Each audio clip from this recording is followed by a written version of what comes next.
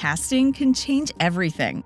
One audition, one decision, and suddenly TV history looks completely different. Because sometimes an actor walks into an audition for one role and walks out with another, completely altering the trajectory of their career and the tone of the series itself.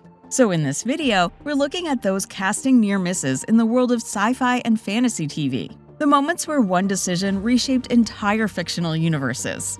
From villains who nearly became heroes to supporting characters who almost led entire franchises. These are the sci-fi and fantasy casting twists that could have transformed some of our favorite shows in ways we could barely imagine. Iwan Rheon, Game of Thrones.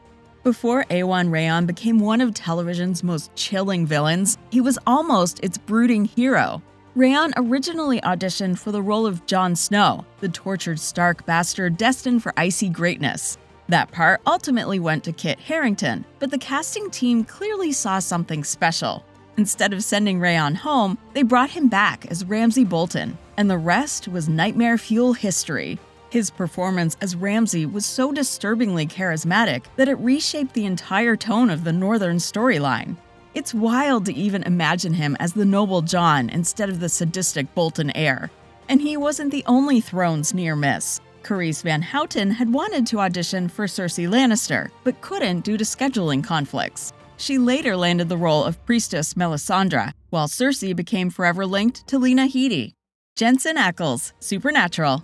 Jensen Ackles originally read for Sam Winchester when auditioning for Supernatural. Instead, he was cast as Dean, and that shift defined the show's chemistry for 15 seasons. Dean's sharp humor, emotional repression, and fierce loyalty became the backbone of the series. Meanwhile, Jared Padalecki took on Sam's more introspective, morally conflicted arc. It's difficult to imagine those roles reversed, because the dynamic between the brothers felt so precisely balanced. Casting sometimes works like alchemy. You don't know the formula until it clicks. And once it does, it becomes impossible to see it any other way. John Simm, Doctor Who. John Simm was once in the running to become the 10th Doctor. The role went to David Tennant, of course, but Simm didn't exit the Whoniverse entirely. He returned as the Master, the Doctor's chaotic, morally unhinged arch-nemesis. And honestly, that may have been the more explosive option. His version of the Master was manic, theatrical, and genuinely dangerous, serving as a perfect dark mirror to Tennant's Doctor. It's fascinating to imagine him piloting the TARDIS as the hero instead of trying to burn the universe down. Sometimes missing out on the lead role means getting the chance to steal every scene as the villain.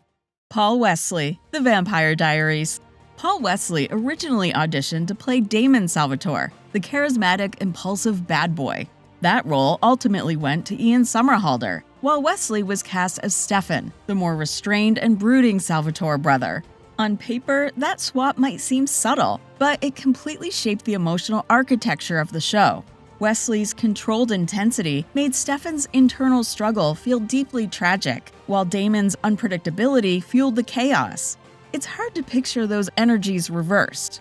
Instead of playing the wild card, Wesley became the steady heartbeat of the series, proof that often casting sees a dynamic before the audience ever can. Charisma Carpenter, Buffy the Vampire Slayer. Charisma Carpenter walked into auditions hoping to play Buffy Summers herself, but she left with a very different destiny, Cordelia Chase. While Buffy was the chosen one with supernatural strength, Cordelia started as the sharp-tongued Queen Bee of Sunnydale High. What made the casting so compelling is how Cordelia evolved far beyond her original Mean Girl label, becoming one of the franchise's most emotionally layered characters, especially later on Angel. Carpenter didn't get the title role, but she carved out something entirely her own. It's one of those casting shifts that ended up expanding the show's world rather than shrinking it. Sometimes not getting the lead means building a legacy in a completely different way. Sarah Michelle Gellar, Buffy the Vampire Slayer.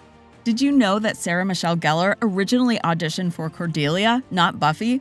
It's almost impossible to imagine now, because her portrayal of Buffy Summers became one of the most iconic performances in genre television. But casting saw something different in her. Instead of the glamorous high school antagonist, she became the emotional core of the series, a superhero navigating adolescence, grief, responsibility, and destiny.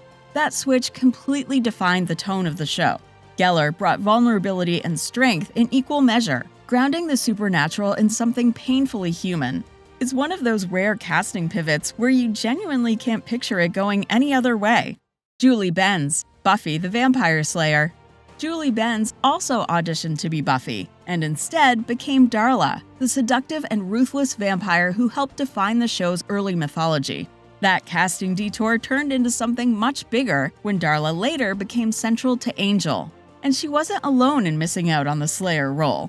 Elizabeth Ann Allen also tried out for Buffy before landing the part of witch Amy Madison, while Mercedes McNabb auditioned for Buffy and ultimately became Harmony Kendall, one of the franchise's most unexpectedly enduring comedic villains. The Buffy audition process almost feels like a talent magnet, pulling in actors who didn't get the lead, but still left a lasting mark on the Buffyverse.